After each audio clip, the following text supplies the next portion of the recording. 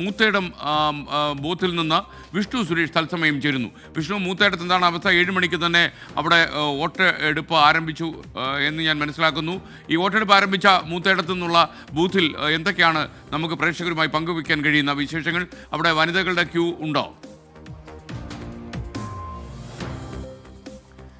SKN Moothedam പഞ്ചായത്തിൽ വലിയ പ്രശ്നങ്ങളൊന്നുമില്ലാതെ polling ആരംഭിച്ചിട്ടുണ്ട്. വലിയ തിരക്ക് രാവിലെ മുതൽ അനുഭവപ്പെടുന്നു. രാവിലെ 6 മുതൽ ആളുകൾ വോട്ട് ചെയ്യാൻ വേണ്ടി എത്തി നിൽക്കുകയാണ്. 7 മണിക്കാണ് പോളിംഗ് ആരംഭിക്കുന്നതെങ്കിൽ 6 മുതൽ തന്നെ ആളുകൾ എത്തിയിരിക്കുന്നു. ഇപ്പോൾ ഞാൻ നിൽക്കുന്നത് GHS സ്കൂളിലാണ്. ഇവിടെ ഏകദേശം 6ഓളം ബൂത്തുകളുണ്ട്. ഈ 6ഓളം ബൂത്തിലും വലിയ തിരക്ക് അനുഭവപ്പെടുന്നുണ്ട്. എല്ലാ ഇടങ്ങളിലും സ്ത്രീകളുടെയും അതോടൊപ്പം തന്നെ വയോജനങ്ങളുടെയും ഒക്കെ വലിയ തിരക്ക് അനുഭവപ്പെടുന്നുണ്ട്. ഇപ്പോൾ ഇത്തവണ ഈ മൊബൈൽ ഫോൺ അടക്കം വാങ്ങി വെച്ചിട്ട് വേണം പോളിംഗ് ബൂത്തിലേക്ക് സമ്മതിദായകർക്ക് പ്രവേശിക്കാൻ. അതൊരു പുതിയ സമ്പ്രദായമാണ്.